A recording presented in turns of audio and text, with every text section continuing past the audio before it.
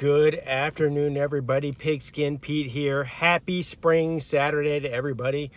Beautiful day in South Carolina. Couldn't ask for better weather.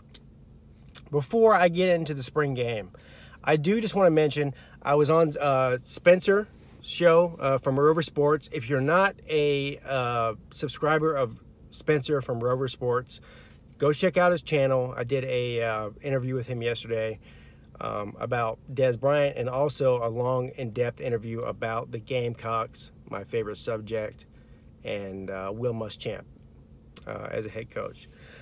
But what did we learn about the spring game today? So I had plans to go up there, and I'm really disappointed that I couldn't go. I did watch it on TV. I missed like tiny parts of it, but I didn't learn a whole lot that I didn't already know. And if you're a Clemson fan, a diehard Clemson fan, you already know what I'm saying. I mean, the defensive line is absolutely nasty. And that's something that when you're evaluating these, especially the quarterback position, whether it's Chase Bryce or Trevor Lawrence, or even Kelly Bryant for that matter, or Hunter Johnson, that you can't really get a really good evaluation of these guys. I mean, these guys were playing high school games, or Lawrence was, a couple of months ago, like 3 or 4 months ago. He was playing high school games, and now he's going up against Cleveland Farrell, Christian Wilkins, Austin Bryant. I mean, come on, let's be real here. Going from high school defenses to a veteran Clemson defense is a huge transition. Now, one thing I did learn about Lawrence in particular just reaffirmed my initial thoughts on him, is he is an absolutely dynamic and great arm talent. Now, there's a time in the game. Now, he threw that 50-yard touchdown to Higgins, early in the game, but that was something that it was a beautiful pass. Don't get me wrong. That I expected. That's what you expect to see from Trevor Lawrence. It's the little things that impressed me about Trevor Lawrence. Now, he had some mistakes in the game. He had some true freshman moments in this game. There's a point in the game, I want to say it was like 1:30, maybe 2 minutes left in the first half when he played. And it's like a little 7 or 8 yard slant route, quick pass. I mean, they hike it and he throws it. I don't even remember who the receiver was, but that is what shows me. It's a very insignificant play, somebody would think, but it was so well executed, and he has such a cannon for an arm. I mean, an arm talent that I don't think Clemson's ever had. And listen, Deshaun Watson is a prolific passer. He was in high school, he was at Clemson, and he is in the NFL. I mean, the guy is extremely accurate, knows the defense, and could put it in places where very few quarterbacks can. Watson can. And I saw that in very small increments and flashes in Trevor Lawrence today. I think that Trevor Lawrence is clearly the future of Clemson, and of course he is. He's a 5-star guy. Everybody knows that. But I'm thinking that I don't think I've ever seen a pure passer with as much just natural talent as Trevor Lawrence. I think he might even be a better passer than Watson. And I know it's way too early to make that judgment. I'm not saying that he's better than Watson. Believe me, Watson's the greatest Clemson player, in my opinion, to ever wear the tiger paw on his helmet. So I'm not putting him ahead of Watson. All I'm saying is, as far as just a pure natural talent of throwing the ball, just the motion of throwing the ball, it's effortless and pretty shocking to see. So I'm extremely excited about his future at Clemson. Whether or not he's the guy this year is irrelevant. And the other thing is that Hunter Johnson was pretty impressive too. And this is the thing about Clemson is you have Kelly Bryant, who's a senior, and played behind Watson on the bench for a couple of years. Had a great year last year. There was a lot of controversy about whether or not he was an elite quarterback, and he got a lot of blame in the Alabama game that I think was unjustified. Listen, Kelly Bryant, I was a huge defender of Kelly Bryant.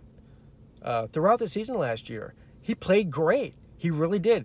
He didn't have a lot of passing touchdowns, but he didn't turn the ball over a lot. He was a prolific runner. He had a really good command of the offense, and I really have a lot of respect for Kelly Bryant. I do. I mean, in my mind, Kelly Bryant is the quintessential Clemson spirit. The underdog guy who just wills his way to win. I really do love him. If Kelly Bryant gets the starting job this year, I am not going to moan and groan about it. If he goes out there and underperforms, might be a different story. We'll have to see how that all plays out. But I do love Kelly Bryant as a Clemson fan. I mean, if as just a football fan, it might be a different story. But Kelly Bryant, in my opinion, deserves all the praise he gets. And he doesn't deserve a lot of the negative stuff that he gets. So Hunter Johnson. Hunter Johnson looked really good in this game. There's a lot of people last year, including myself, that thought that Hunter Johnson was definitely the second best quarterback on that team as a true freshman. People don't realize and people don't remember the fact that Hunter Johnson, when he came out of high school, was the #1 overall quarterback recruit in the country. Nobody ever talks about that. It's shocking to me that people don't talk about that. He's from Indiana. And he came in to a program in Clemson that had just came off a national title win, filling the shoes of Deshaun Watson. Kelly Bryant had been there playing behind Watson for 2 years. And, I mean, God bless this kid. For the life of me, I cannot figure out why he was not the #2 quarterback on that roster last year. That's one of the few things that really bothers me about the coaching staff decisions last year, is that they put Zarek Cooper in as the second guy and not Hunter Johnson. And whenever Hunter Johnson did come into the game, he was lighting it up. The guy is clearly a great talent, better than Zarek Cooper. And God bless Zarek Cooper. He transferred. Good for you, man. I wish you all the success in the world. He was back at the spring game today to get his ACC championship ring, which was awesome, by the way. The ACC champ ring is awesome. But anyway, listen, Hunter Johnson could start at 99% of the Power 5, well, probably any of them, unless you have a guy like Fromm or Stidham or, you know, somebody who's a solidified starter at your school. He can start at any school in this country. That's how good he is. And he showed that today, too. He had some really impressive plays. And I don't, to be honest with you, whether or not he'll actually be a contender to start for Clemson this year. He should be, if they really want to put the best guy in there. I mean, Trevor Lawrence has the most talent, God-given talent out of all of them. Kelly Bryant has the heart of a lion and has won games, big games, too. In his only year as a starter last year. But Hunter Johnson, when's he going to get his chance? I think the guy is an elite talent. I really do. So Clemson is so loaded at the quarterback position. I still didn't learn a lot about the DBs in this game. Not impressed. Clemson has to tighten up on that. They really have to solidify that. If they can solidify the defensive back position, they will be virtually unbeatable. And I don't say that lightly. I don't think that anybody's unbeatable. But if they can solidify and tighten up that defensive back position, they will be, for sure, the #1 team in the country until they can prove any different. Because everywhere else on the field, wide receiver position is absolutely ridiculous. Ridiculous. There is not a better wide receiver core in the country to date than what Clemson has this year. I promise you that. The running back core is as good as Clemson's ever had. Definitely the best in the ACC, and probably top 3 or 4 in the country. I mean, Georgia is probably the leaders of running back talent in the country every year. I mean, at least recently. And that's not going to change anytime soon. But Clemson's running back core is, like I said, top 2 or 3, in my opinion, this year. So when you add all that together, you have elite talent at quarterback, you have elite talent at running back, you have a great offensive line, you have the best front four, maybe front seven, definitely the best front four in football this year, preseason. You can say that the front seven might be. The only thing that gives me concern on this team is the backfield. Defensive backs, cornerback, safety. And if they can get that under control somehow, and I don't understand why they don't have better talent back there. I'm not saying they don't have talent, but they're not performing up to their talent. I can tell you that. If there's any Clemson fan out there who disagrees with me, you're being a homer.